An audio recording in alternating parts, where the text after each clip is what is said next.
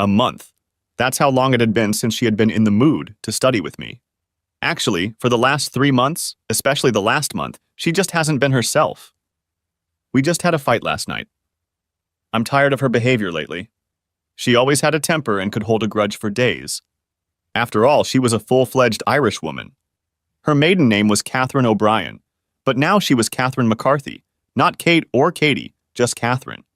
Early on in our relationship, I made the mistake of trying to call her Cat, and oh, how I heard it. My name is Kurt McCarthy, I'm her husband. Yeah, I'm Irish too. We've been together since high school. We started dating when we were 16 years old. I learned early on to get out of the way when she started her tirades. It's been that way for the last 26 years, 22 of which we've been husband and wife. Even though she had a temper, I still loved her. Red hair, green eyes, fair skin with freckles, I loved it all. We were each other's first boyfriend and girlfriend. What's more, we had our first kiss. When we started dating, we talked about what we were comfortable doing. She said, "I'm going to be a virgin on my wedding day." I respected that. Today, like so many times before, she said, "I like the way you do it," as we were doing it. This time, however, it was different. I got up and said, "I'm going to take a shower." I knew that if I didn't do it first, it would be an hour before I could get to the bathroom. As I let the water stream down my body, I kept thinking about what she had said. She had said those words hundreds of times. So why did they bother me now? I'm sure part of it was because the past few months our relationship had been strained. I didn't even know why. I just knew how to stay away from her when she was in that mood. Usually they didn't last more than a week, 10 days tops. Something like this, lasting a whole month, was unprecedented. "I like the way you do it," she said. Why did that bother me so much? I finished my shower and wrapped a towel around me and walked into the bedroom. "Hey, sleepyhead, it's your turn." She groaned but got up and headed for the bathroom. For the first year of our marriage, we couldn't tear ourselves away from each other. Before work, after work, and sometimes at lunch if we could get away. This was when I worked as a mechanic and she worked at Target. Those were the days when we were poor but completely in love with each other. I continued working as a mechanic until about age 8. That's when the owner of a local Napa franchise suggested I move to his place of employment. He appealed to my desire to do something different with my life. I was making about $40,000 a year turning wrenches. We talked many times when I went to pick up parts or when he delivered to our store. He had 2 stores at the time, was about to open a third, and needed a manager. He decided I was a good fit. Obviously, I knew about cars and parts. I was ASE certified, and he liked the way I interacted with customers. One night after work, he took me out to dinner to discuss opportunities. I thought he just wanted a manager. What he really wanted to talk about was a business opportunity that could provide a living for Catherine and me. He asked me if I had ever thought about owning my own business.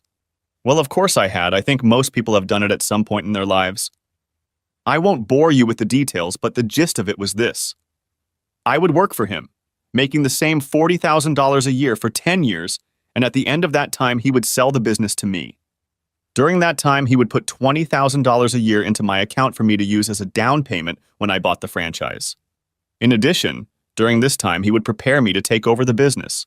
I have always been a trusting person, and a handshake sealed our deal. I gave him 2 weeks' notice and started working for him. At the time, I liked it because my 12-year-old son and 10-year-old daughter were active in sports. This would give me a flexible schedule to attend most of their games. However, it meant I would be working nights and weekends. The night I talked to Catherine about accepting the new job, she was furious that I hadn't talked to her first. I hadn't even had a chance to talk to her about future franchise opportunities. I knew she would be furious that I hadn't gotten anything in writing. I told her that I missed my children's childhood and that this job would give me a chance to be a bigger part of their lives. I then told her that it would be good for all of us in the long run. She didn't want to hear anything, and I sat on her shit list for over a week. I really hoped that nothing would work out with my plan. I didn't want to experience the wrath of Catherine. I had experienced it many times before, on camping trips, at birthday parties, and during vacations. Now, 8 years later, I was looking forward to surprising her after only 2 years. Of course, the lack of pay raises over the past 8 years led to heated discussions between us. I simply told her to trust me, which unfortunately was not easy for her. My schedule changed from 7:30, 5 o'clock, 5 days a week as a mechanic to any time between 9 o'clock and 7 o'clock during the week, and possibly some weekends. However, I had a flexible schedule that allowed me to see my kids play baseball, softball, and soccer. About 2 years ago, I began to notice a change in Catherine. Her usual short temper became even shorter.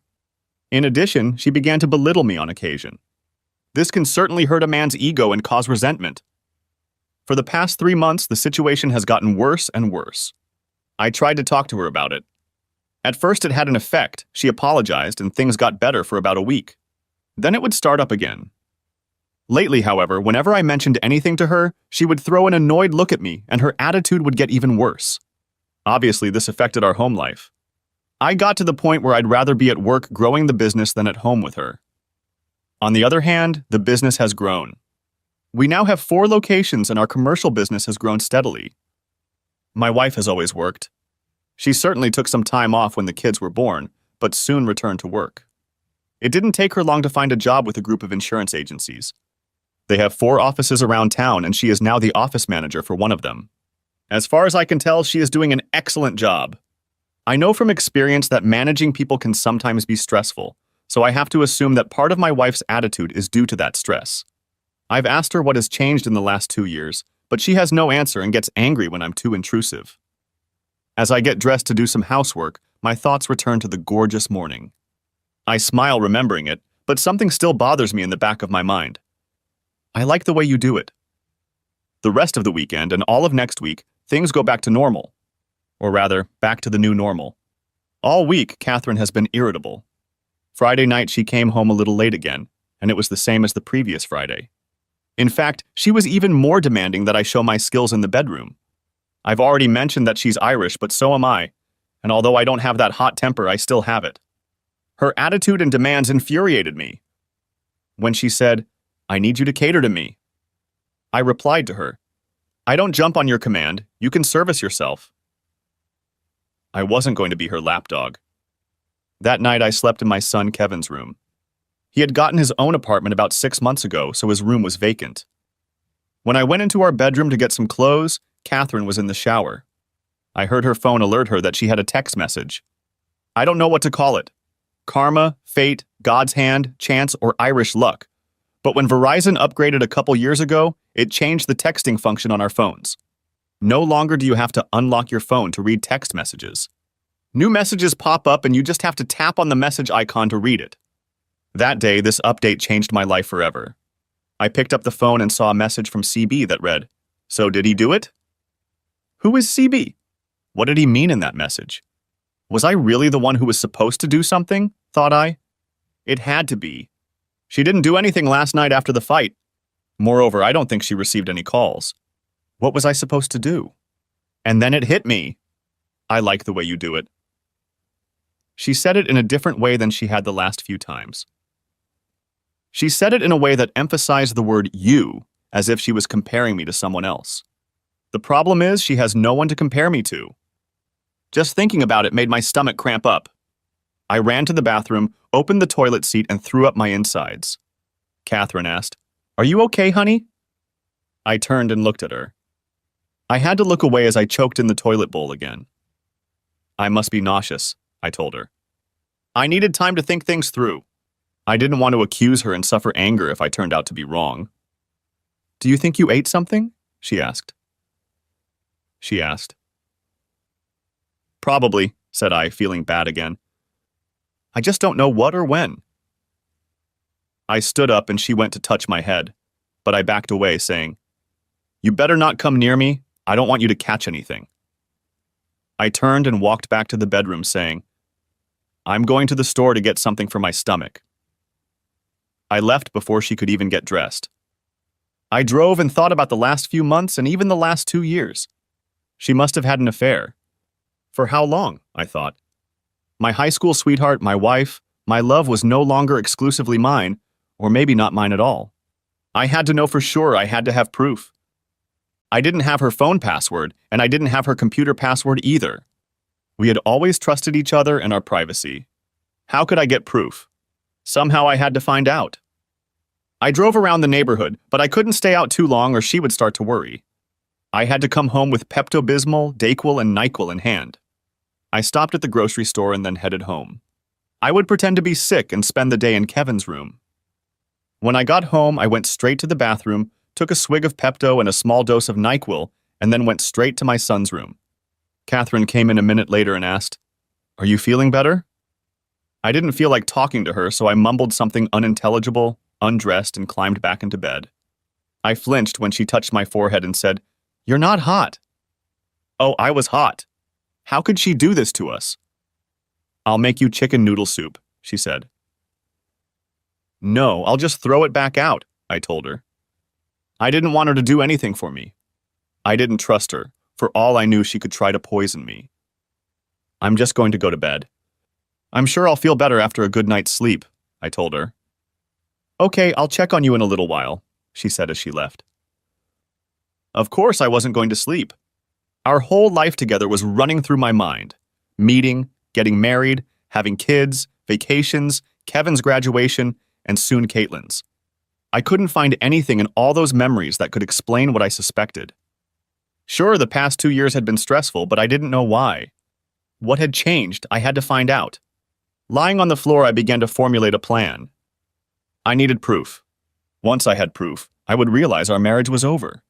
Again, I'm Irish. We have a temper and hold grudges. Forgiveness is not usually our style. Look at the Irish-English conflict. How long does it last? If in fact she cheated on me, I can never forget and I will never forgive, especially if what she was trying to get me to do was true. Such disrespect as trying to get my husband to clean up after his mistress is impossible to forgive. Somehow I needed proof, and I needed to know when to get it. When you live with someone for as long as we have been together, you know them perhaps better than they know themselves. All of this vast knowledge would help me immensely in the days and weeks to come. But even with all that knowledge, it was Irish luck that gave me the information I needed. I needed to use the bathroom, so I got up and headed for the master bathroom. Catherine was in the kitchen, but her cell phone was on the nightstand. I picked it up and found another message from CB. It read, "I made a reservation for Wednesday afternoon." What reservation? Thought I. A hotel reservation immediately came to mind. As a general rule, a restaurant doesn't require reservations for the afternoon. A reservation might be necessary for dinner or even lunch, but not during the day. Where? Was the question? I guess it didn't matter. I could take Wednesday afternoon off and follow her. Again, another benefit of being a manager and having a flexible schedule. Avoiding too much time around Catherine for the next 4 days turned out to be not as difficult as you might think. Thanks to pretending to be sick on Saturday and Sunday and my schedule on Monday and Tuesday, I only had minimal exposure to her. True, I had to sleep in the same bed with her on Monday and Tuesday. I didn't want her to suspect anything. Of course, there was no contact. I could barely stand to get in the same bed with her, let alone touch her. It's amazing how you can love someone one day and be repulsed the next. So, on Wednesday, I excused myself from work on my lunch hour and drove to her place of work. I stopped at Wendy's on the way and grabbed a bite to eat, but my stomach was in knots, so most of the food was left uneaten. I parked on the side street next to her building. The parking lot was visible, but I was far enough out of the way that she wouldn't notice me unless she was looking for me. After about an hour and a half, I began to doubt what I suspected. Was it just an innocent text message? Was it purely work-related? I had to know. The other messages I saw still made me believe I wasn't wrong. I decided I would sit there for the rest of the day if I had to. At about 2:30, I saw her boss walk out to her car and drive off alone. Now I was really doubting myself. Was I really being a paranoid fool?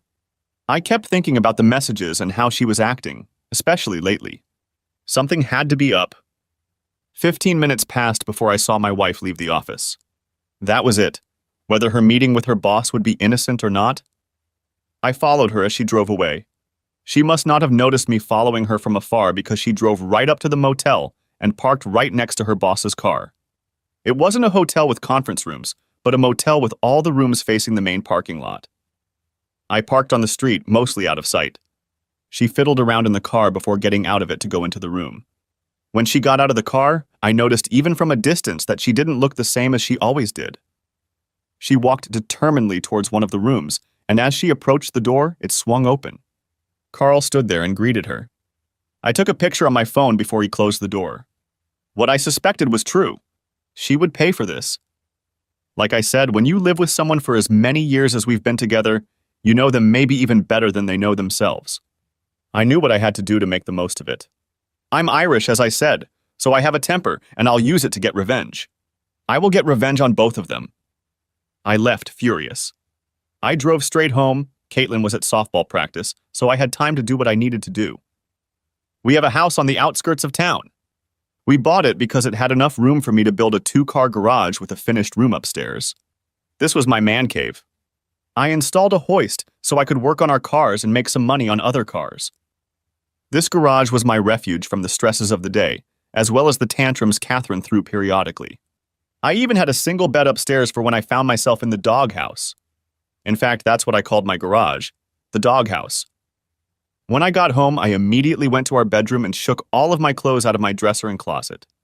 She wouldn't notice they were gone because I'm sure she'd try to give me that shit again, demanding that I come into the bedroom to service her.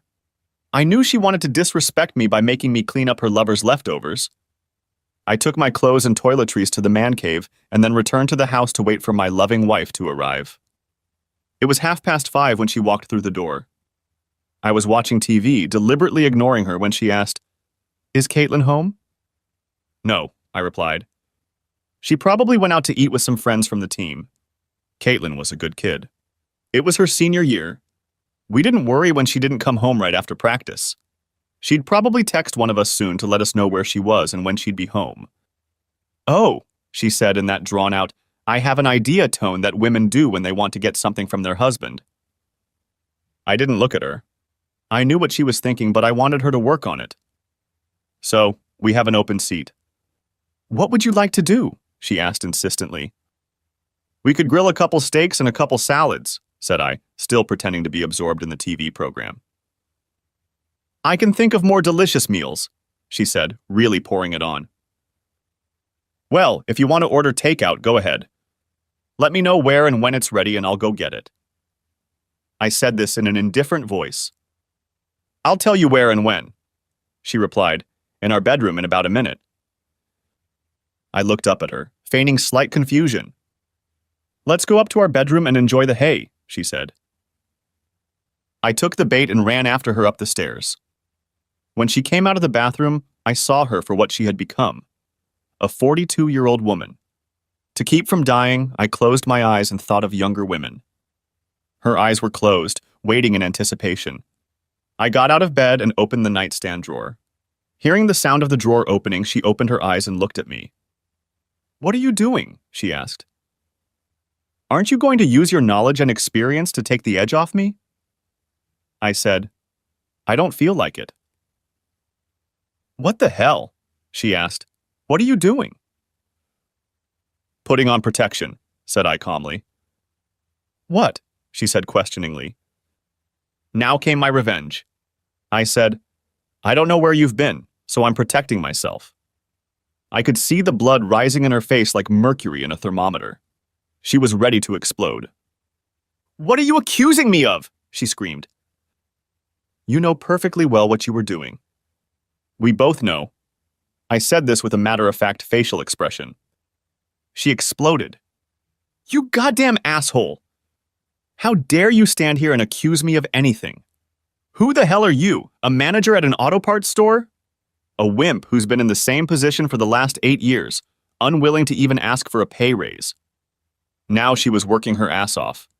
That was the real reason for what she was doing. She had no respect for me. My love, devotion, and sacrifice for her and our children was not enough. I put my clothes back on as she continued to scream and humiliate me. Then I walked out. I went to the doghouse and went up to the man cave and closed the door behind me. About 2 minutes later, she was downstairs in the garage yelling for me to come down and face her like a real man. I knew my act would piss her off, so I called the police. I had never called the police on my wife before, so I decided to use this to my advantage. If I timed it right, I would be in the yard the moment the cops showed up and they would witness her rampage. She raged down the stairs to the garage, demanding that I come down. There was no regret or remorse in her words for what she had done. She was just angry that I had humiliated her by essentially calling her a cheating whore. After a couple minutes, when I didn't come down, she came over, tried the doorknob and started pounding on the door, shouting obscenities at me.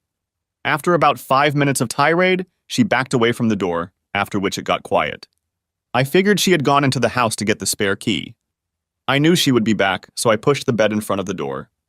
Then I smelled something unusual. What was she doing? I pushed the bed away from the door, unlocked it, and looked down into the garage. I didn't see her. Instead, I saw my workshop on fire, an empty gas tank lying on the floor. The flames were spreading fast, and I screamed, "What the hell are you doing?" There was no response. She was already outside. I ran to the window in the upstairs room and saw her standing there with a smile on her face. I opened the window and climbed down to the small roof above the garage door. I stood there for a few seconds looking at the ground 15 feet below me. I could hear the garage fire burning. I jumped, hit the gravel, and fell to my hands and knees, twisting my ankle in the process. As I was crawling away from the burning building, she ran up to me and started shouting insults. I tried to get away from her as she swung at me, at which time police officers drove up and got out of their car. I heard one of them call for a fire truck and another grabbed Catherine, subdued her, and handcuffed her. Despite the police restraining her, she was still screaming, "Take it away, you assholes! Your precious doghouse is going to burn down." The cop put her in the back of his patrol car and approached me, trying to figure out what was going on. I told him the PG version of the evening's events, from when I got home to when they showed up. We were both taken to the police station, and I gave a statement. She was arrested for arson with possible attempted murder. I asked the police officer if I could get a restraining order against her, and he said, "You should probably talk to a lawyer." I called my lawyer on my cell phone and explained the nature of the problem. He mostly dealt with business law, but referred me to a criminal defense attorney at his firm. The next day, I got a restraining order. She could not come within 500 feet of our home, the business where I work, or myself. She was still in jail and would be there until the arraignment hearing. It worked out even better than I had planned. Irish luck shone through, at least for me. That night, I had to tell Kevin and Caitlin what had happened. Caitlin wasn't surprised by her mom's actions. She had seen examples of Catherine's anger all her life. I apologized to her and she hugged me. Kevin was furious. It would take him a while, but he would get over it. My children were everything to me. It only confirmed my decision to take a job that allowed me to spend more time in their lives. The next day, I went to another attorney at the firm and had him draw up a divorce petition. Upon returning home, I discovered a police car in my driveway. Catherine was allowed to take her clothes and other necessary items from the house under supervision. I read the ruling, turned around, and drove away. Apparently, she had posted bail, probably for her lover. This weekend passed quietly as I dealt with the rubble that was my doghouse. I was able to salvage a lot of metal tools, but all of my diagnostic equipment was broken. I called my insurance agent, but he couldn't tell me if it would be covered or not since my wife also owns the garage and its contents. That would be a fight for another day. I was reviewing our life together. She was my first and only love. I was her first, but obviously not her only. How was I supposed to go on with my life? I knew I couldn't go on living with her. Trust was a very important factor to me, and I couldn't forgive and forget. It's not in my character, as I said before, I hold a grudge. That would be the ultimate offense. However, I had to find out the reason. It was essential to my sanity. Was Carl the first? What had led up to it? Had I done something or not done something? From the way she was yelling at me, she didn't respect me. Did their conversations lead to this? Was he also belittling me? Was he downplaying my role as manager of the Napa parts store? I needed to find out more about this Carl Benson. I turned to the internet to do as much research as I could. It's amazing what you can learn about a person. I found out that my wife's business owner hired him about 2 years ago as a general manager, overseeing the business in all 4 offices. This was so the owner could step back and try to enjoy his golden years. I guess it was no coincidence that my wife started acting differently around this time. It made me wonder how long it had been going on. Carl was single, divorced, and had 3 children between the ages of 15 and 20. They lived about an hour away. I would have to research this situation some more. In the meantime, I was going to contact the owner. We had met at many company events, and what's more, he had started servicing his cars at the shop where I worked. I was on good terms with him and was sure I could get his phone number from my previous boss. I wanted to call him and let him know what was going on. It would be on my to-do list for Monday. Sunday night, Catherine finally called me. She was very apologetic. "Oh, Kurt, I'm so sorry I lost my temper and set your garage on fire," she said. "So what?" I said. "So I can go home then?" she asked. No, I have a restraining order against you, I told her. Yes, I was told that when I was out on bail. Who bailed you out? Mom and Dad, they're not thrilled about it. Well, neither am I. Can we sit down and talk about it? I'm sure we can work it out, she said. We can't work it out. There's nothing to solve. Kurt, you know I love you. It's just my temper, she said. No, I don't know that you love me. If you loved me, you wouldn't be sleeping with your boss, I replied. That's not true. What's not true? That I don't know if you love me or that you're sleeping with your boss. She was quiet for a few seconds and then replied, Both. Catherine, I saw you with him at the motel. Don't try to deny it. She gasped. Why? I asked. I really wanted to know. It was a mistake. It was a one-time thing, she said. Bullshit, Catherine. I'm tired of listening to your lies. I hung up and turned the phone off. About half an hour later, there was a knock on my door. It was her father. He was like a second father to me. I had known him for over 25 years. When he walked in, I could see the confusion on his face. What did she tell you? I asked. That you had a fight and you kicked her out, he replied. So half-truths were the usual MO here. I shook my head. So how did she explain that she was in jail? I asked. You know her character. She told me that after you kicked her out, she went to your garage and started burning your car repair manuals and it got out of hand. I shook my head again. I think you need to get the truth out of her, I told him. So you're going to tell me. What is the truth? He asked. I don't think you want to hear it, Mr. O'Brien, I told him. Why the formalities, son? You know I consider you my son, he said. Because soon we won't have that relationship. You'll probably hate me, reasoned I. Is it really that bad? He asked hesitantly. I nodded my head and he understood. And for how long? I don't know. I know our relationship changed about 2 years ago. It got worse 3 months ago, and the last month has been almost unbearable. I could see the pain in his eyes. No father wants to even think about his daughter doing that, much less with someone other than her husband. He nodded at me, turned, and walked out the door. A few hours later, I got a text from him with only one thing in it. I'm sorry.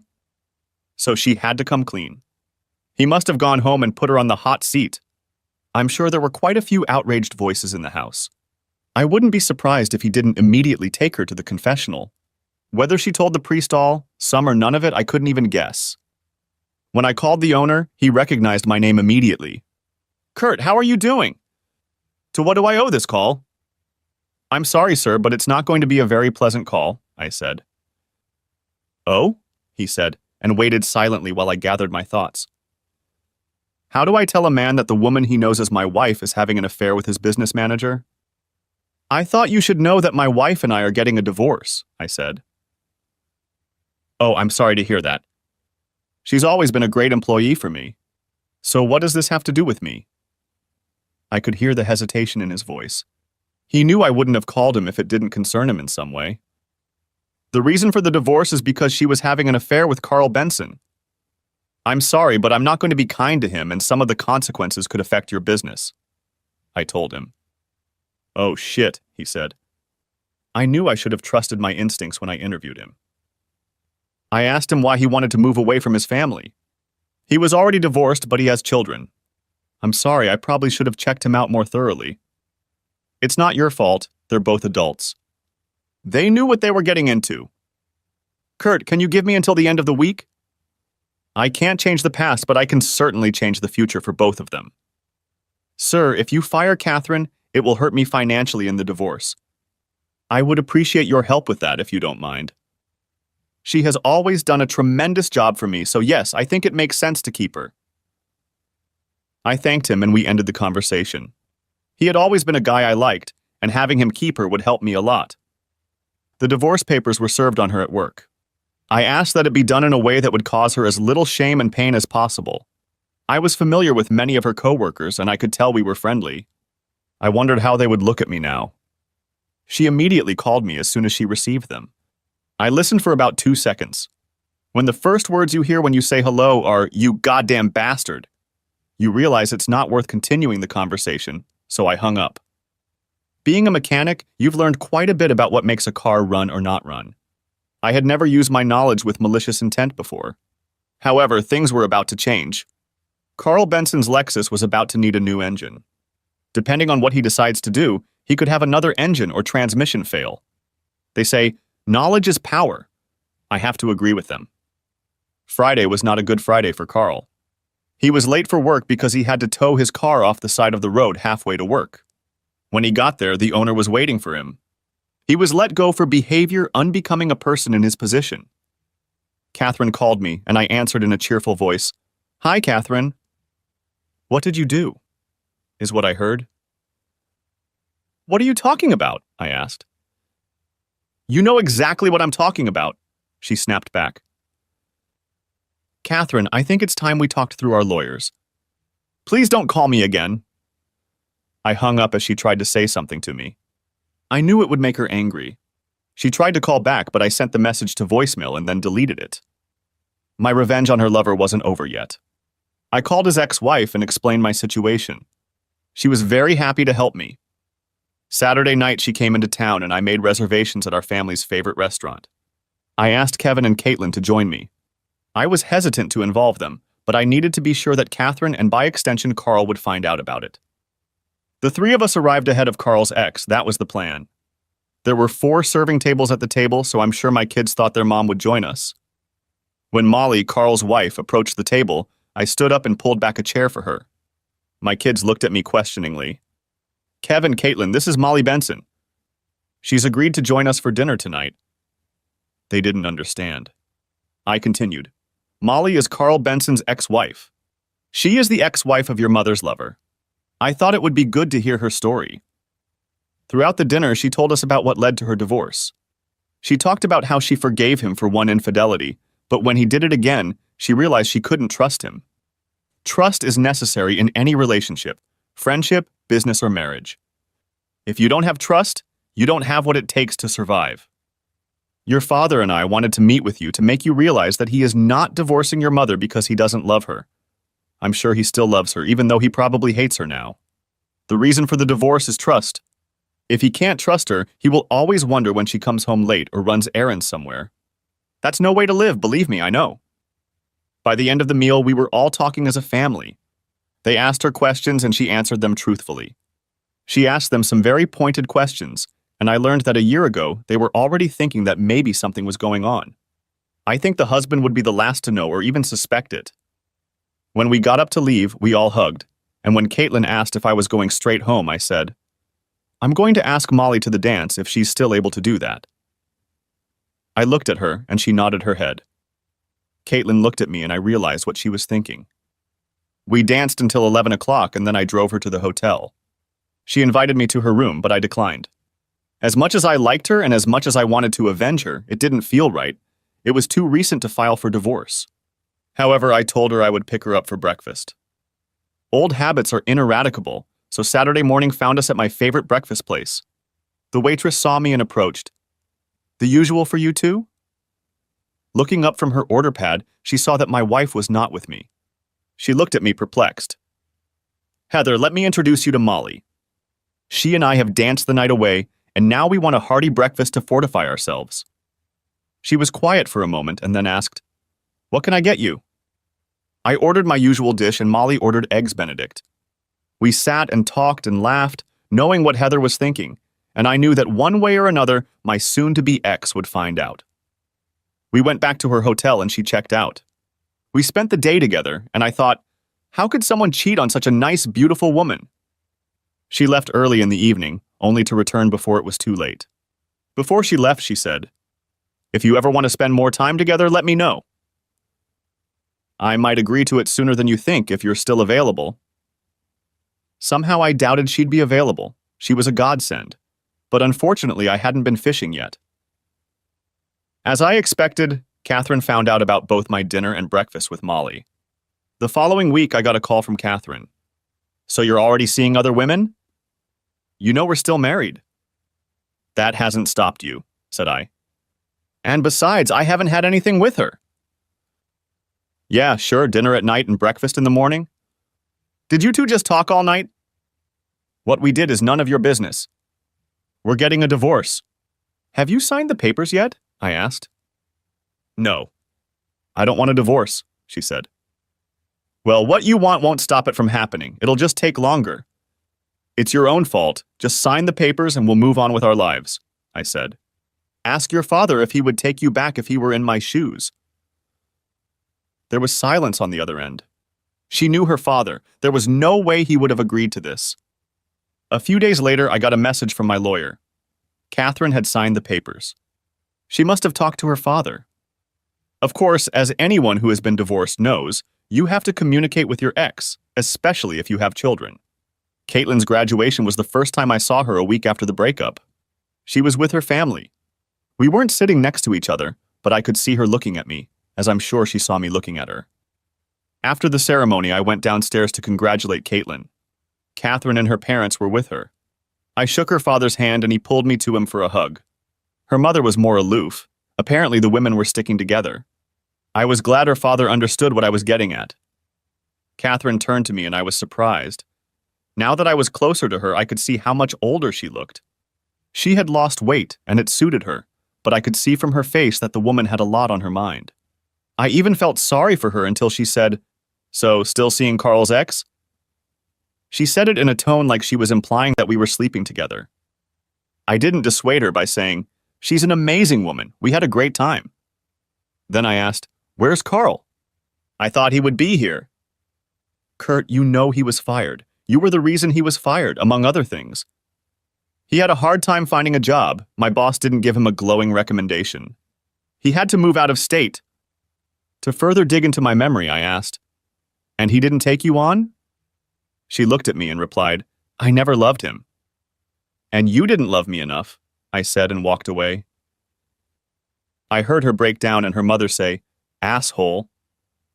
I didn't realize this church lady knew such a word. The open house was scheduled for the following Saturday. Catherine and I agreed to hold it at our house. Yes, it was still our house. The divorce wasn't final yet.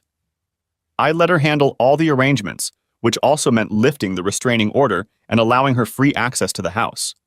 It was hard for me to see her in familiar surroundings, doing familiar things. Molly was right. I still loved her, even though I hated her. When we were cleaning up after Caitlin left with her friends, I was in the kitchen taking out the trash. Catherine came up to me and said, "Thank you for having the open house here and letting me be here." "You'll always be her mother," said I as I continued to work with the trash. "Kurt, can you look at me?" I stopped what I was doing and looked up at her. "I'm sorry for what I did to us," she said. It was the first time she had apologized for her affair. "Why did you do that?" I asked, wanting to know the reason. She cried and ran out of the room. She still couldn't tell me. Months went by. Our divorce progressed. Irish luck showered me again. Late last year, when Caitlin received a letter asking her to accept college, we took out a second mortgage on our house. We got $100,000. We paid $50,000 for her tuition and gave Kevin $50,000 to start his own auto repair shop. He followed in his dad's footsteps, took classes at the high school tech center, took online business classes, and got his ASE certification working at my old store. I was so proud of him and told him I'd be happy to help in any way I could. Fortunately, this meant that other than a few 401ks and a small amount of savings, there was very little equity to partition.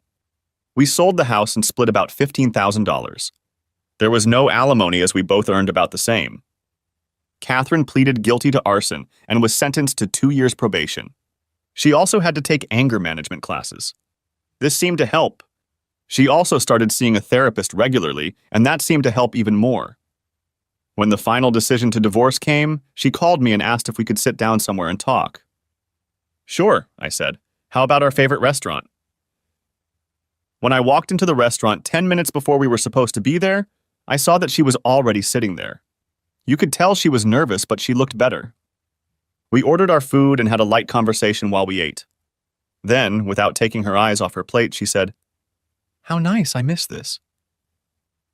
"Me too," said I. She looked up at me. "I'm sorry," she said.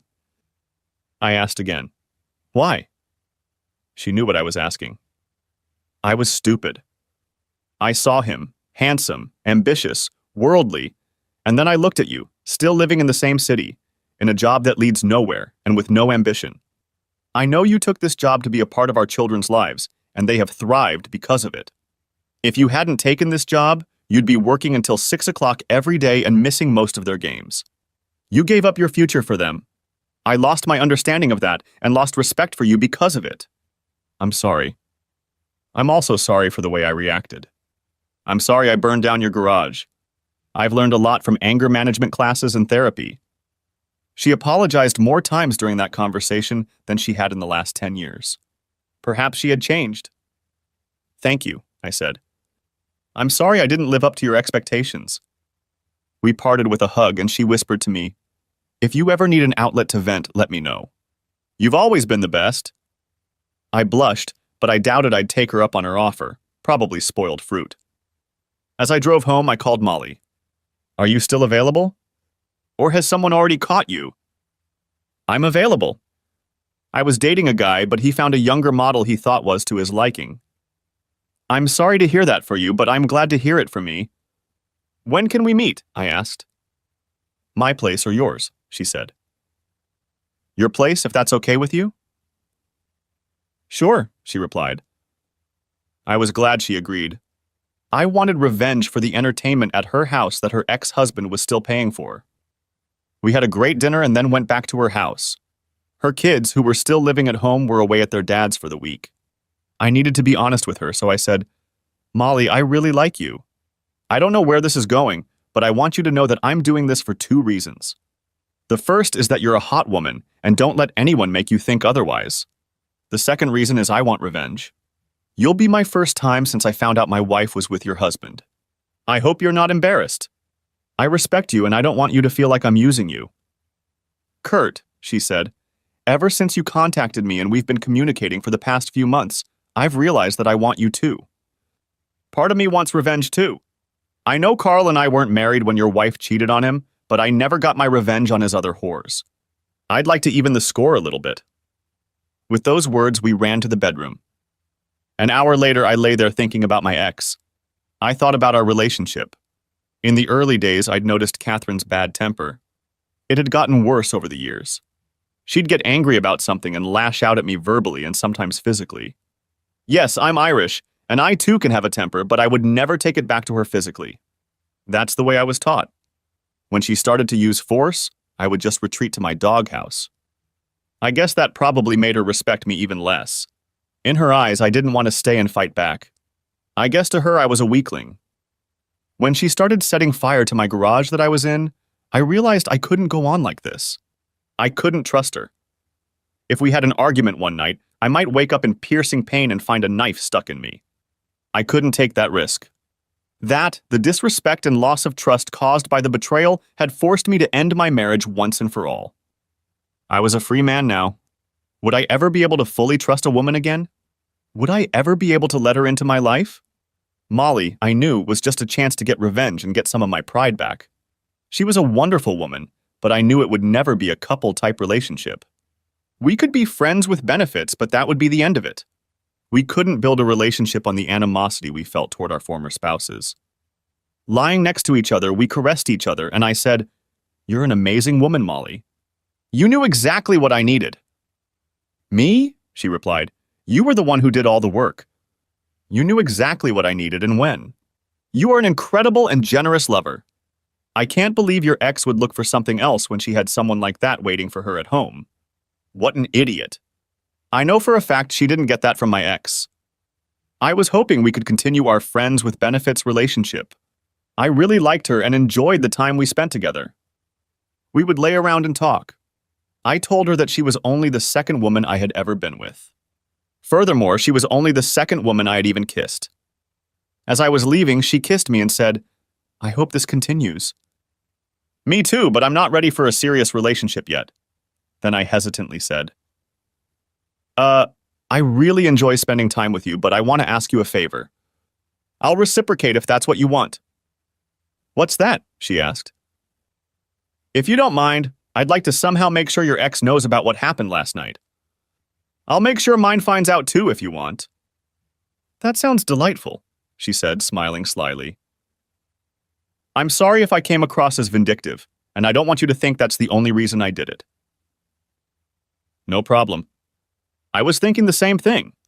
I like a little revenge when someone does bad things to me, she said. Getting in the car, I pulled out my phone and texted Catherine. Call me when you have time, can be Monday, nothing urgent. I never used all those abbreviations in my messages. I guess I'm old-fashioned. Not 3 minutes later, she called me. Hey, Kurt, are you taking me up on my offer? No, I'm exhausted. I don't need it yet. Molly is very energetic. There was silence on the other end of the wire. Then I heard her whisper to herself, 8, 9, 10. Did you asshole have to call to rub your trust in? The red-headed Irish woman showed her temper again. This time she at least counted to 10. Wait, I didn't call you. I texted you. I said it wasn't urgent. You could have called me on Monday, said I. I'm sorry, she said. Apparently the anger management classes had only partially worked. But she apologized nonetheless. I wanted you to call me about your plans with Caitlin for the near future. Do you have any vacations planned that I should know about? I needed to find some excuse for her to call me so I could throw in a little barb about Molly. Oh, I'll have to call back. I'll talk to her and see what she'd like to do. Okay, anytime, just let me know. I hoped that my casual attitude about the fact that we were divorced would hit a nerve with her. I wanted her to feel that it meant nothing to me to be without her. I was actually hurting. I think guys have a harder time with divorce than women.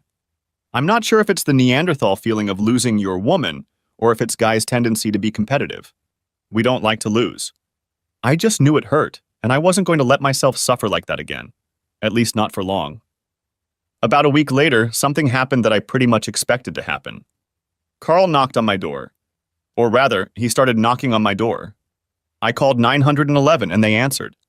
I told them my address, hung up, and opened the door. He burst inside.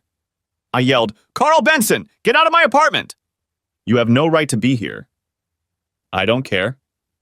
I'm gonna punch you in the face, he yelled. Get the hell out, I yelled back. You were a piece of shit when you entertained my wife, and you're still a piece of shit. What's your problem now? Stay away from my wife, he shouted. You mean your ex-wife? She kicked your ass out years ago for cheating on her. I guess you never learned your lesson, replied I. Stay away from Molly, he muttered. Why should I stay away from her?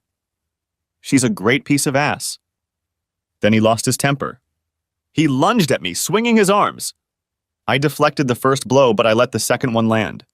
I had to show him the damage. A guy who works on cars, even part-time, is usually in better shape than someone who sits in an office behind a desk. By the time the cops arrived, I was in bad shape, but he looked even worse. They separated us, figured out I was the one who made the call, and put him in the patrol car, sending him to the station. I cleaned myself up a bit, then called Molly to let her know her ex-husband was in jail. I know, she said. Can you believe he had the nerve to call me to bail him out? She paused, then asked, Are you all right? A little worse, but he got the worst of it.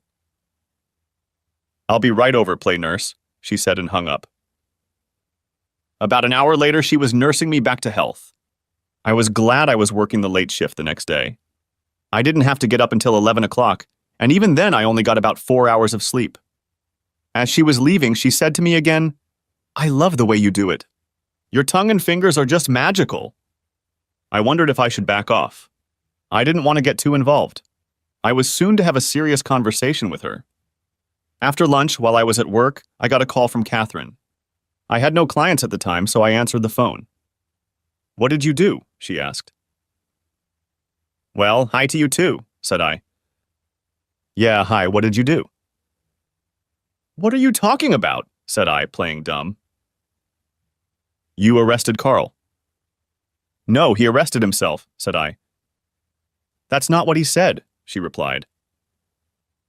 So there you go. You're taking the word of your lover over your ex-husband. That sounds about right. He's not my lover. That was over a month ago, she said. You're the one who says that, teased I. She said. Why do you have to be such an ass? I must have had a good teacher, replied I. So, are you going to drop the charges? She asked. Why would I?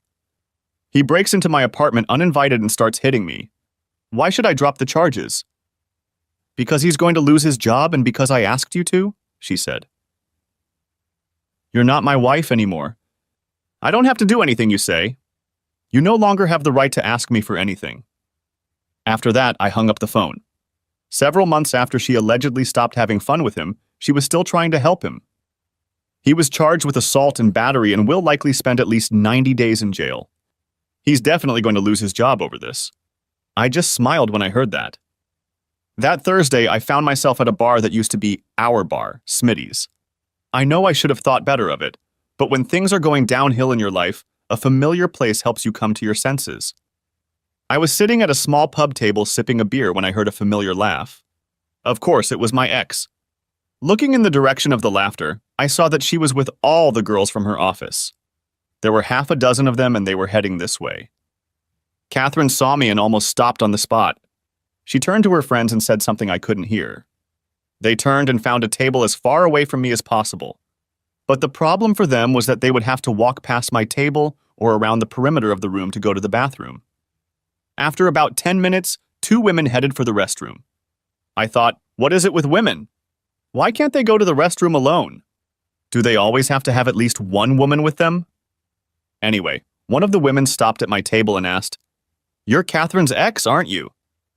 I nodded my head. "I've heard a lot about you." She said this with a twinkle in her eye. I wasn't sure what that look was or what she might have heard. I figured it was no good if it was coming from my ex. As she was coming back from the restroom, both women stopped and started talking to me, actually flirting with me. One of them was probably about 10 years younger than me, the other about 15 years younger. I guess women don't have the same code as guys. Guys don't hit on or date their friends' exes. That didn't seem to be a problem. Of course I flirted back. If I managed to sleep, even for one night with one of these women, it would be one more thing to annoy my ex-wife. Yes, I was vindictive. I wondered how long it would be before the need for revenge disappeared. As the 2 women began to leave my table, one of them extended her hand to shake mine and said, "It was nice to meet you. Maybe we'll meet again." In her hand as she shook mine was a piece of paper. I discreetly took it and waited until they were back at their table before looking at it. It was her business card, and on the back was her cell phone number. Shannon Lozano would be sure to call me. I looked over to their table and saw Catherine looking at me. There was sadness in her eyes, but then it was replaced by the fury I had seen in her eyes so often before. I reflected on our relationship. I loved her, still do now, but she was always like an active volcano ready to explode at any moment. The fact that I had lived with it for so long was a testament to the fact that love can make you blind and willing to put up with almost anything. I would still be there if she hadn't cheated on me. Was I better off now? I didn't know. Ignorance is bliss, so I guess I was in my own bliss. I looked at my beer. It was almost empty. I finished it, threw a 10 on the table, waved to the waitress, and walked out. I didn't look toward my ex's table. I didn't want her to see the tears that were starting to form in my eyes. Late Saturday morning, I pulled a business card out of my pocket and dialed the number. Shannon picked up on the 3rd ring. "Hello?" she said uncertainly. "Hi, Shannon, this is Kurt McCarthy. We met at the bar Thursday night." "Yes, I remember you. You're the handsome man who was sitting alone drinking a beer." I blushed at the compliment, but replied, "Yeah, that was me. I just needed to relax and think. Would you like to talk to someone about those thoughts?" Such directness shocked me somewhat. "Yeah, I think I would like to." I heard my words before I even thought about it. "How about tonight?" she suggested. This time it only took me a second to think about it, and I said, "Sure, how about Smitty's at 7:30?" "I'll be there," she said. When I hung up the phone, I was really nervous. What could a woman perhaps 10 years younger than me see in me? Would I even know how to act? I hadn't been on a date in over 25 years. What did women want? What did they expect? There was only one way to find out, and tonight was going to be it. I dressed business casual, which was a little over the top for Smitty's on a Saturday night, but I wanted her to see that I had made an extra effort. We found common ground right from the start. She was nice to look at and nice to talk to. After I felt comfortable with her, I finally asked the question that had been bugging me since I met her. You work with my ex, so I'm sure you've heard the worst about me. Why would you, knowing that, want to date me? Well, before she started hanging out with Carl, about a year before you sent in your divorce papers, she said some things about you that intrigued and excited me. She had been having fun with Carl for a year? I asked, flabbergasted. No, they were just socializing, having lunch and so on. You know, I think she probably started her affair about 3 months before you served her. That was consistent with what I knew about her changing attitude. I'm sure she felt guilty at first, but as things progressed, she probably thought I was clueless and lost all respect for me. Up until this year, when we had bachelorette parties, she let me know several times that she was pleased with your performance, if you know what I mean. She looked at me with those eyes that only women seem to possess and licked her lips. I blushed. I know some women say things like that, but I never thought Catherine was one of them. Don't be embarrassed. If you're half as good as she led us to believe, you'll be a pleasant adventure. She looked at me like a lioness looks at a gazelle. What had I gotten myself into? As we were finishing our food and drinks, a waitress came to the table with our check. She smiled at me as I handed her $50 and said, "You better keep this check. You might win a prize." I looked at her with a puzzled expression on my face. She looked me straight in the eye and winked. I slipped the check into my pocket, and as we walked out, Shannon took my hand and said in a soft voice, "Now for dessert." Once again, I was taken aback. It had been too long since I'd gone on a date. "My place or yours?" she asked. "I'll let you decide." I wanted her to feel as comfortable as possible, so if she preferred the home turf, that's where we'd go. "Let's go to your place. You can tell a lot about a person by seeing how they live. I'd like to know a little more about you," she said. So off we went to my place. She jumped in my truck, so at one point I had to bring her back to get her car. I asked her, "Do you think your car won't get hurt here for the rest of the night?" Yes, I knew I was being presumptuous, but she gave me no hint that it wouldn't be a night out. Oh, I took an Uber for just that reason? Wow, I felt out of touch with today's reality again. When we walked through the door, we rushed into the bedroom. We got busy. When we finally fell asleep, we slept until 10 a.m. We had lunch at Chili's and then I drove her to her house. She made me promise that I would call her for a repeat performance. I assured her I would call, as deep throat is addictive. On the way to the apartment, I stopped by the store and when I went to pay for my groceries, I noticed a check from Smitty's in my wallet. I pulled it out and saw that the waitress had written her name and phone number on it. This new reality is going to take some getting used to. Monday after work, I went back to Smitty's and Helen, the waitress, was there. She was closer to my age, and after we talked for a while, I asked her when we could go out.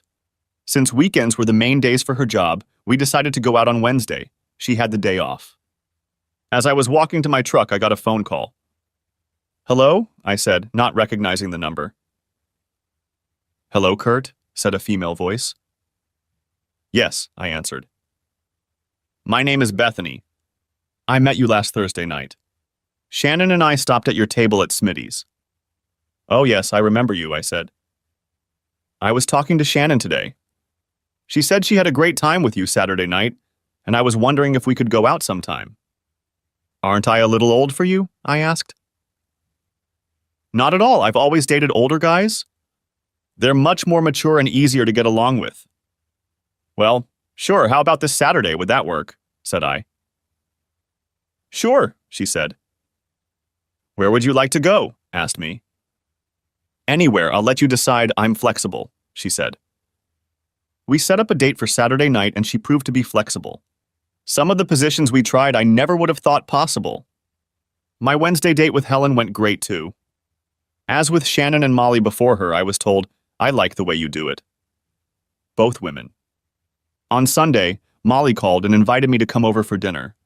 A home-cooked meal sounded wonderful, so I said yes. After an amazing meal, we spent time working. I was beginning to really enjoy the single life. Monday night, I got a call that I was honestly looking forward to. It was Catherine. "What the hell do you think you're doing?" she asked in a tone I'd heard many times before. "Sitting here watching TV," I replied, playing dumb. "No, I mean you, a 40-year-old man dating women 10 and 15 years younger than you. Don't you have any remorse?" "You must be talking about Shannon and Bethany," I stated peremptorily. "Yes, of course," she said. They both asked me out, and instead of spending time alone, I said yes. Dating has certainly changed. I liked not having to ask a woman out and face possible rejection. "It's nice to be wanted and appreciated," I said. "Well then stop dating the people I work with," she demanded. "Why would I do that?" I asked. "Because I said so," she replied. "Well, again, I don't have to do everything you tell me to do anymore. We're not married anymore. I'll date whoever I choose." "You're only doing this to make my life harder," she said. "No, I'm not making it harder, but if I am, it's an added bonus." "How does my dating any of them affect you?" They whisper behind my back and then openly say, "I can't believe she let him leave." They're basically calling me an idiot. I thought, if the shoe fits, but instead said, "I'll ask them to keep our extracurricular activities to themselves." Will that help? "No, just stop seeing them," she demanded again. That I won't do unless they stop on their own. I enjoy spending time with each of them. They make me feel young and do wonders for my ego. "You're an asshole," she said, hanging up. I smiled and sat back, remembering the time I spent with each of them. They did contribute to my ego. Wednesday, I spent another pleasant evening with Helen. My life was one pleasant time after another. Thursday night, I received another phone call from Catherine. Now what? I thought to myself. I haven't met Shannon or Bethany yet, so I haven't had a chance to talk to them. "Yes, how can I help you, Catherine?" I said, connecting with the call. "Really? And the waitress at Smitty's too?" "Well, she's more age-appropriate." "I thought you didn't want me dating younger women?" "I don't want you dating at all. I constantly have to answer their questions about what could be wrong with me letting you go," she said with annoyance. "Well, just tell them that someone else was more your style, more in line with your life aspirations." She was quiet for a moment, then said in a low voice, "I'll just tell them I was stupid."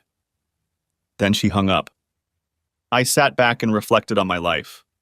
Catherine and I had some good times, but then she started to drift apart.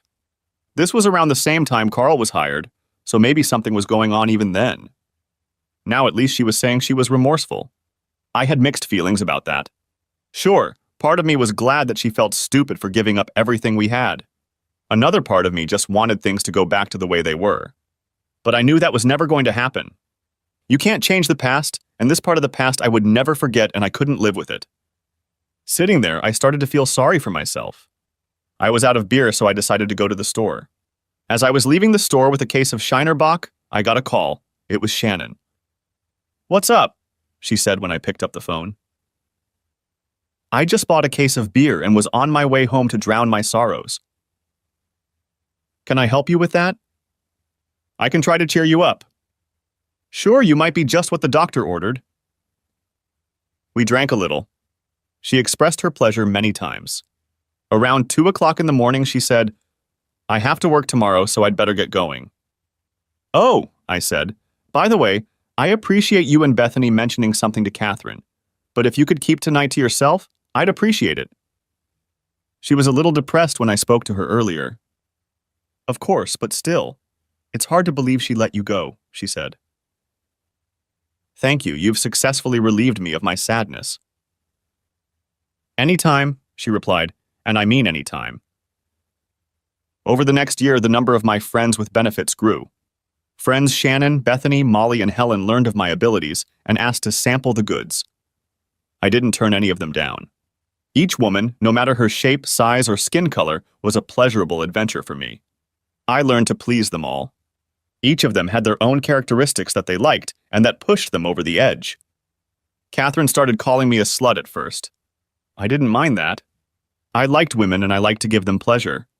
Each of them at one time or another uttered the phrase that started it all. "I like the way you do it." When Catherine got used to seeing me or hearing about me with one woman or the other, She saw me at Smitty's and actually asked me out.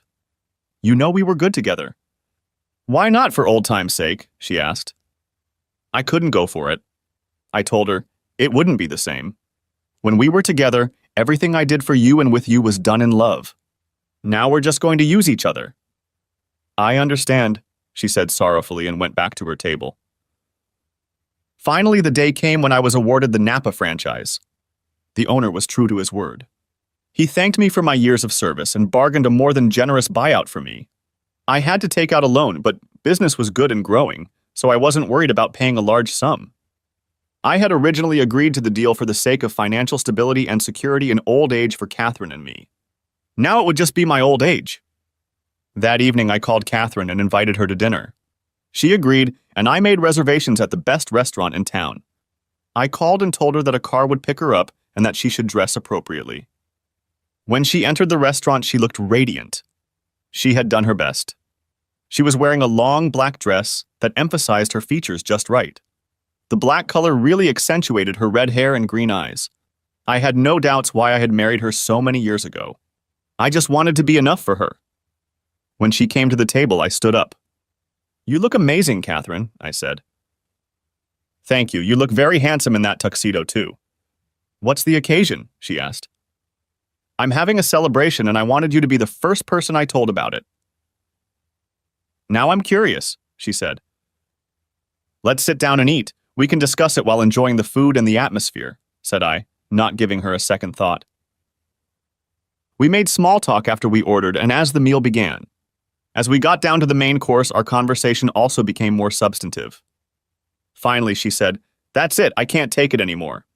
What is it that you're celebrating? I smiled. I wondered when she would crack.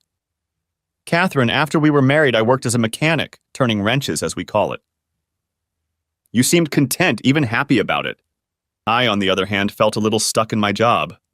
Also, as you know, Kevin and Caitlin had started to get active in sports. My job didn't allow me to take time off to participate in that. Yes, I know, we discussed it, she said.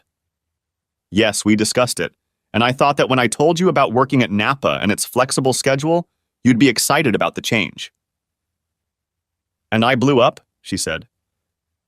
I also told you that it would be good for us in the long run. Yes, I remember. She remembered. She lowered her gaze to her hands and fell silent. Well, I was working for my family. Our kids, their activities, and you. It was all to make our lives better.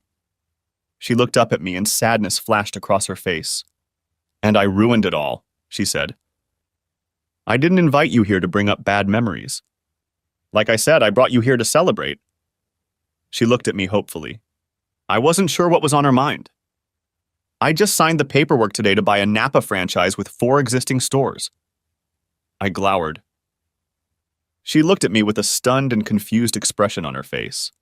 She couldn't believe what I said and didn't understand what it meant.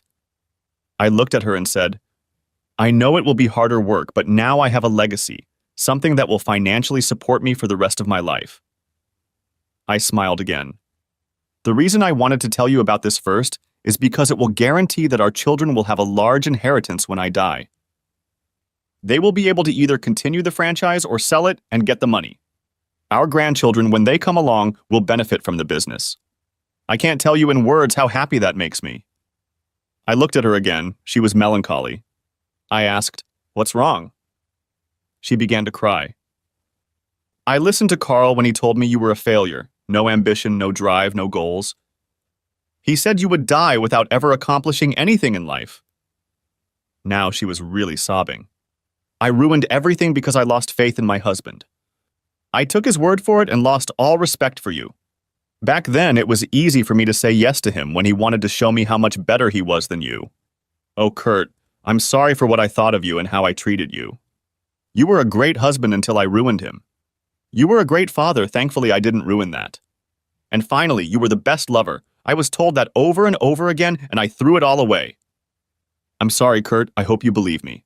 I'm sorry for everything I did to you that got us where we are now. She got up from her chair and headed for the bathroom, crying. One of the servers noticed this and followed her into the bathroom. Women just can't go to the bathroom alone. I wanted tonight to be a celebration so that our children and grandchildren would have access to wealth. I guess I didn't take into account that the news would have such an effect on her. I sympathized with her. She was in a lot of pain, but I couldn't comfort her. I couldn't open that door. It would cause too much pain if I did. Life makes us realize the consequences of our actions. Sometimes that realization causes us great pain. I got our serving girl's attention and asked her to bring the check. I knew Catherine would not be in the mood to continue our evening together. When she returned, she came to the table, and before she could say anything, I stood up and said, "I've already paid the bill. I can take you home." "Thank you, I'm sorry I ruined your holiday." "As well as us." All the way home, she cried quietly. I wanted so badly to hug her, but that might send the wrong signal, and I couldn't risk it. When I walked her to the door of her apartment, she opened it and looked at me with a look that said, "Do you want to come in?" I replied, "I'm sorry, Catherine, but we can't go back there." She nodded, turned, and closed the door behind her. The next couple years were busy with business, life, and lots of women. They say word of mouth is the best advertising, and the women really knew how to use their mouths, both in and out of the bedroom. Not a week went by that I didn't have at least 2 different women to have adventures with. Of course, I always practiced safety. I didn't want to get infected or pass something on to any of the women. Catherine and I talked occasionally. Lately, we had been discussing Kevin's engagement. He had only been dating her for 8 months, but he already knew she was the one. She came to his store to get her car repaired, and he was blown away. Her name was Amber Williams. They were going to have an engagement party to introduce everyone they knew. Kevin was hesitant to start a relationship with anyone until his business was successful. Although his business wasn't going as far as he would have liked, he knew she was the one. On the day of the engagement, I arrived early to help Kevin get everything ready. I rented a conference room at a local Sheraton hotel, and we bought some 6-foot subs at Subway with all the supplies.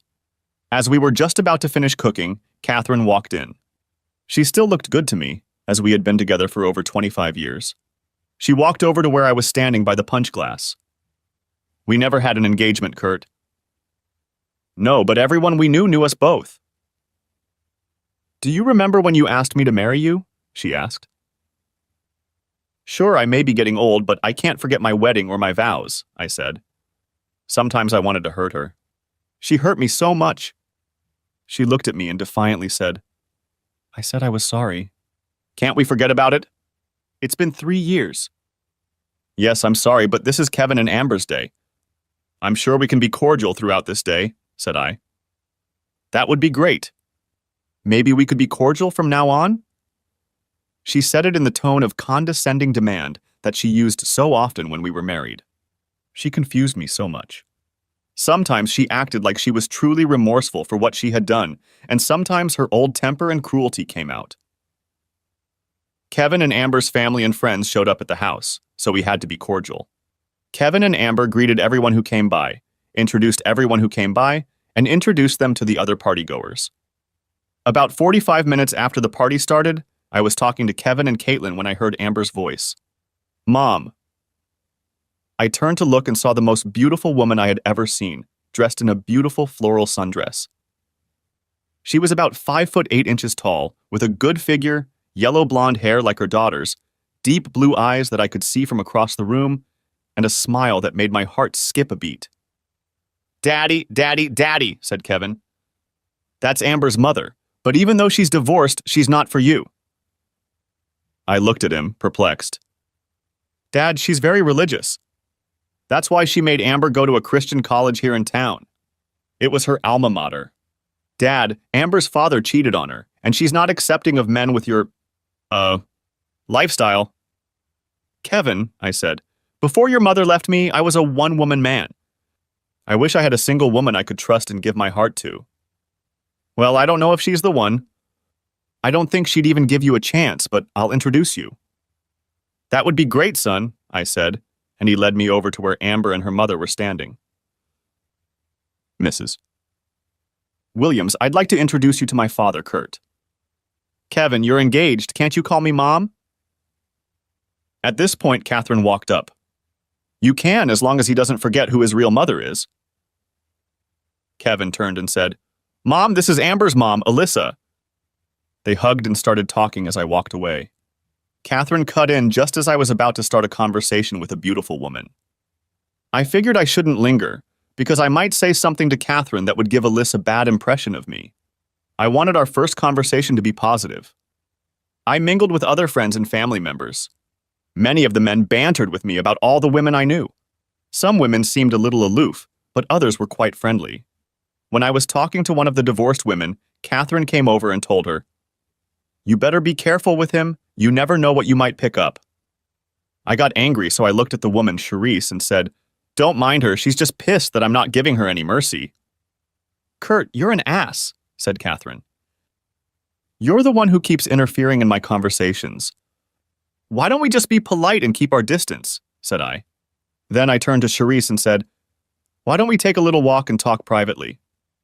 I didn't feel like accomplishing anything with Charisse today, but I wanted to get away from Catherine and piss her off at the same time.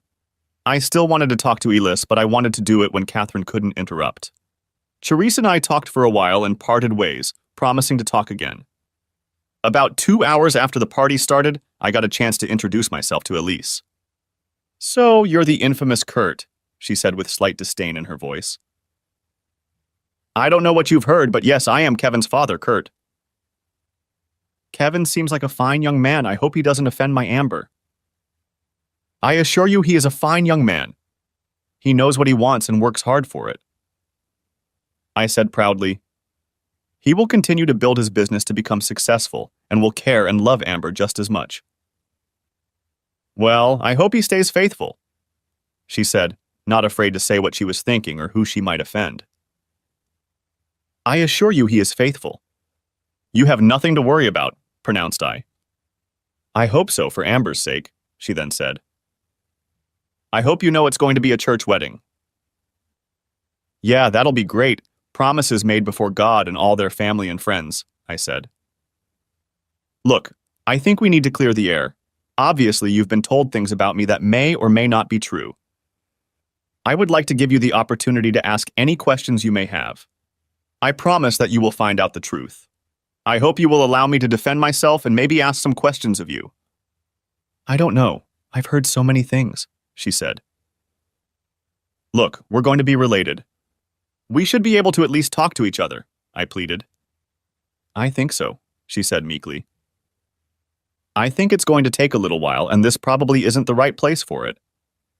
We can sit around after the party, maybe have dinner?" "There he is, a smooth operator trying to use your charms, to put my guard down, to leave me alone," she accused. "Fine, you pick the time and place and I'll work my schedule however you want," I said. "Well, I live about an hour away, so if you're really interested in clearing that up, you can make the effort. Tomorrow is Sunday, and I'm going to church in the morning. Why don't you pick me up after church and we'll go to Cracker Barrel?" She gave me the name and address of her church and the end time of the service. I told her I would meet her there. For the rest of the party, we subtly glanced at each other. I guess I was a mystery to her.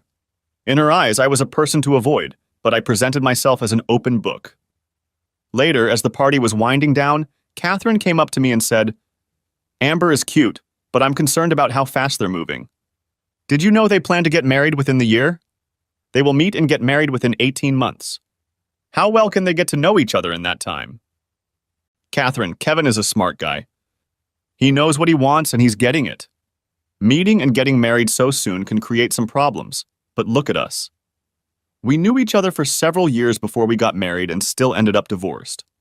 The thing that determines whether they stay together is commitment. I think they're both very committed to each other." She looked at me with a look of regret on her face. She knew she had abandoned her commitment to our marriage. I felt good about leaving. Yes, even years later it still hurt, and I needed her to remember that. Sunday morning I woke up early, shaved, showered, dressed in a nice suit, and made the hour-long drive to Alyssa's church.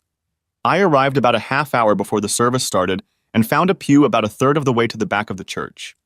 I sat and looked around. The sanctuary looked very different than I was used to. I grew up in a Catholic church and everything there was old style.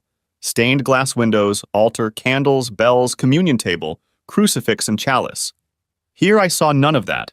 And what's more, there wasn't even a pulpit from which the priest could preach.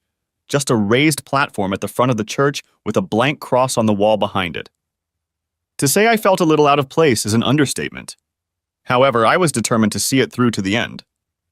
As people began to enter the sanctuary, they were talking to each other and having casual conversations. They were holding cups of coffee from Starbucks or one of the other coffee shops in the area.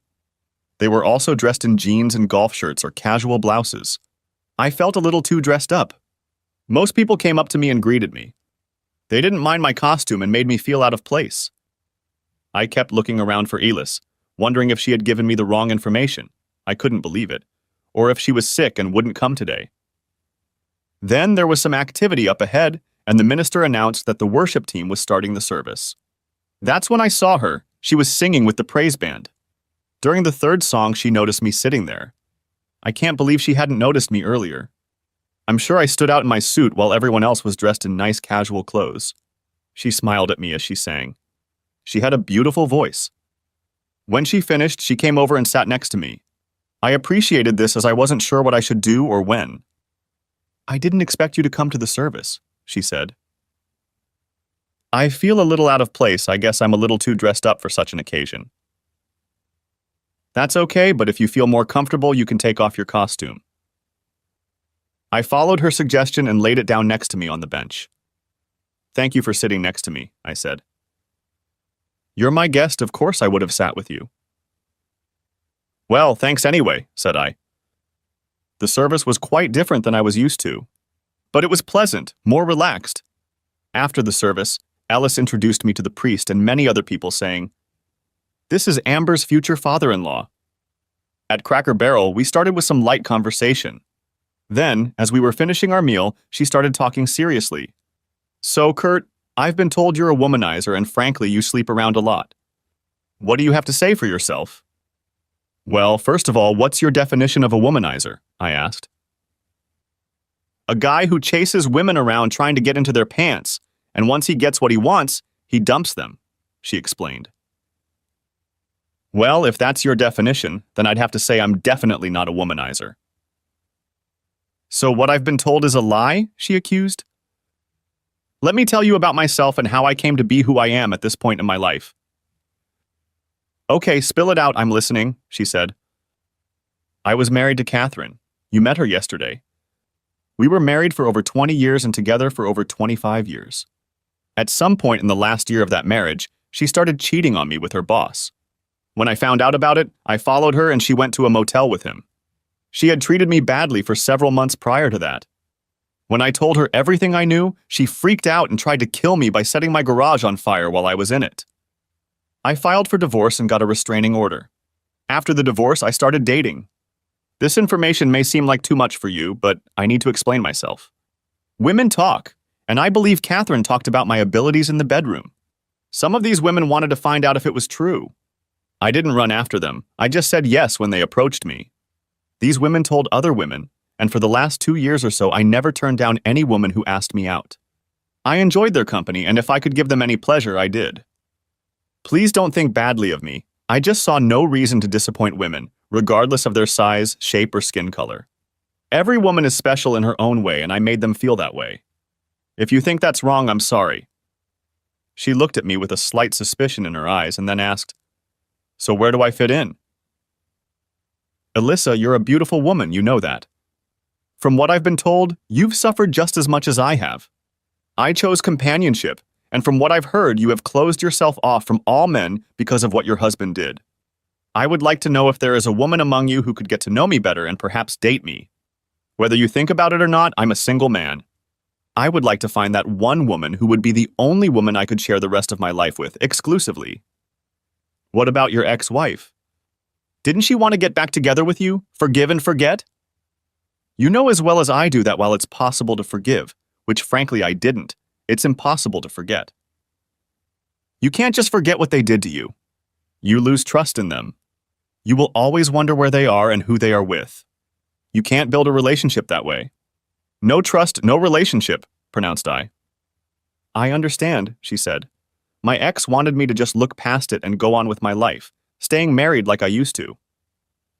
I couldn't do that, not for him and not for me. My self-esteem took a huge hit.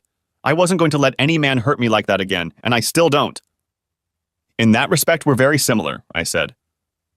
Except that while I continued to spend time with members of the opposite sex, I never let them get close to me. Not in any real sense. Not where it mattered. She looked at me and nodded slightly. Then she said, repeating what she had said before, "So where am I?"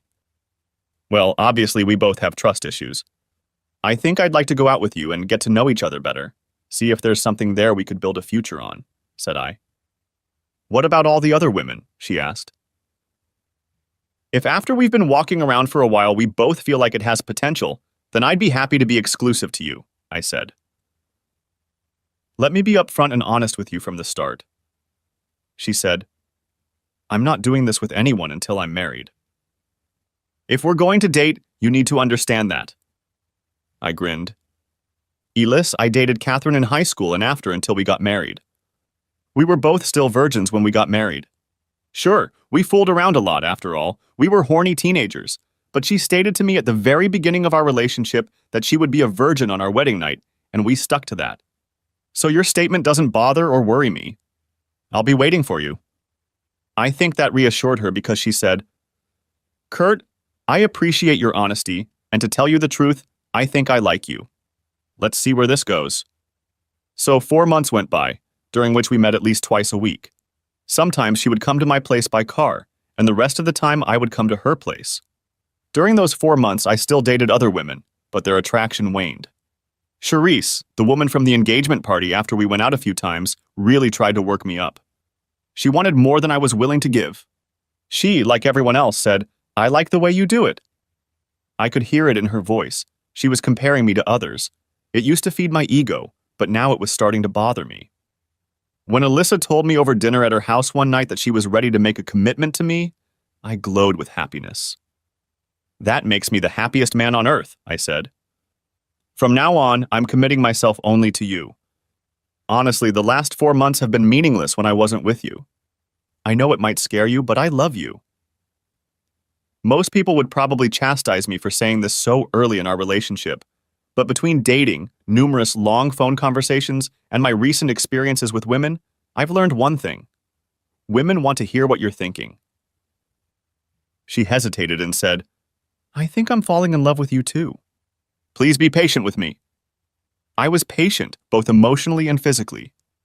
One day, when I was in an exceptionally good mood, I got a call from Catherine. Hi, Kurt, she said. Hi, Catherine. How are you today, and what can I do for you? Wow, you're in a good mood. Yes, of course I am. So, what do you need? I said in a cheerful tone. Why don't we sit down for dinner sometime? I have something I'd like to discuss with you, she asked. Sure, how about tonight? That would be great.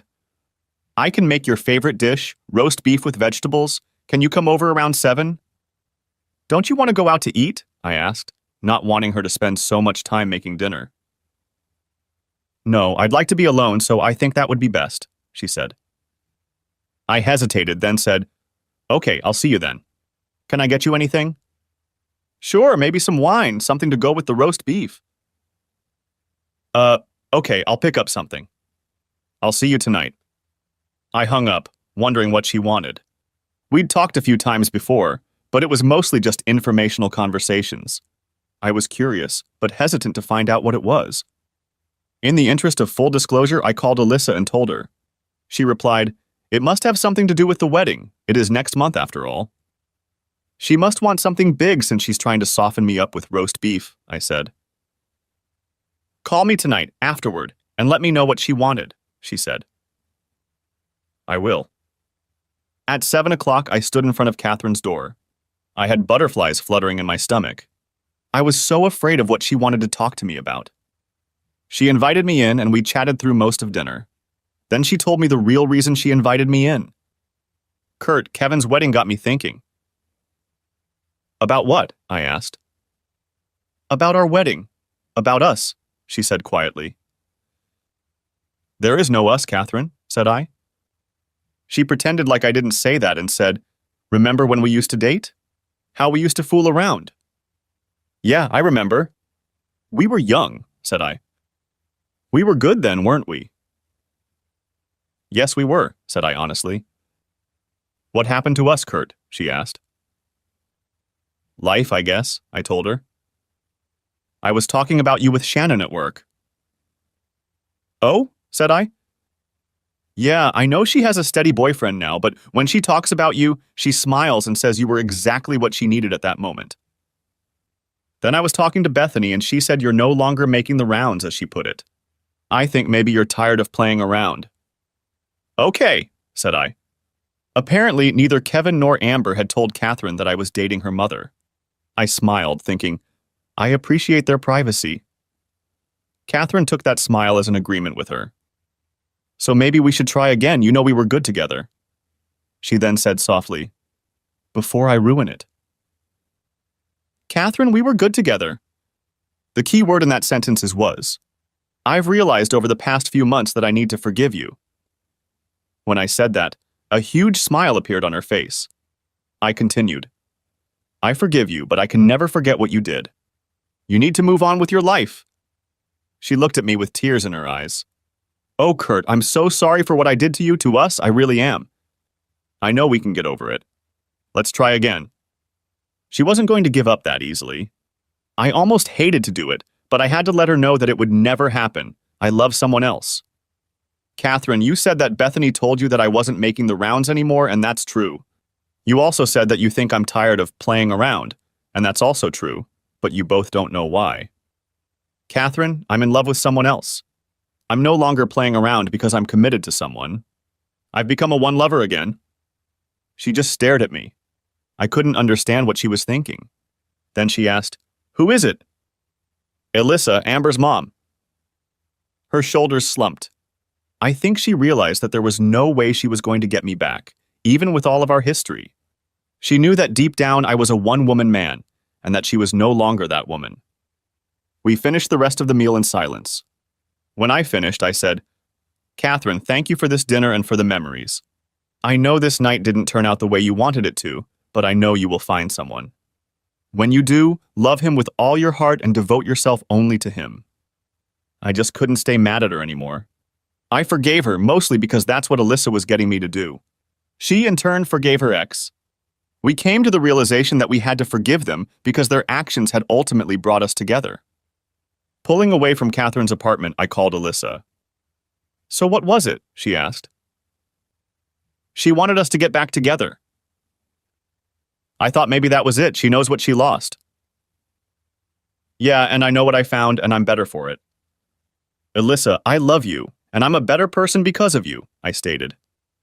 I love you too, Kurt McCarthy, she said. It was the first time she had ever said it out loud. I already knew she expresses her love in many different ways, but it was nice to finally hear it. Epilogue. Kevin and Amber got married, and Alyssa and I smiled, held hands, and danced the whole time. A few people even jokingly said we looked like a wedding couple. Of course, Catherine was there, but she didn't stick around. I guess seeing us so in love was too much for her. 3 months later, we became a wedding couple. A small private ceremony was held in our church. All of our friends and family were there except Catherine. She said her schedule didn't match. I think she just couldn't get over the idea that I had actually moved. It took her a few years, but she found someone too. I hope they'd last a long time. Oh, and one more thing. On our wedding night, Alyssa uttered that same magic phrase, I love the way you do it. The difference, however, was the emphasis on the word love. Thanks for watching. I hope you enjoyed it. So subscribe to my channel and watch the next video.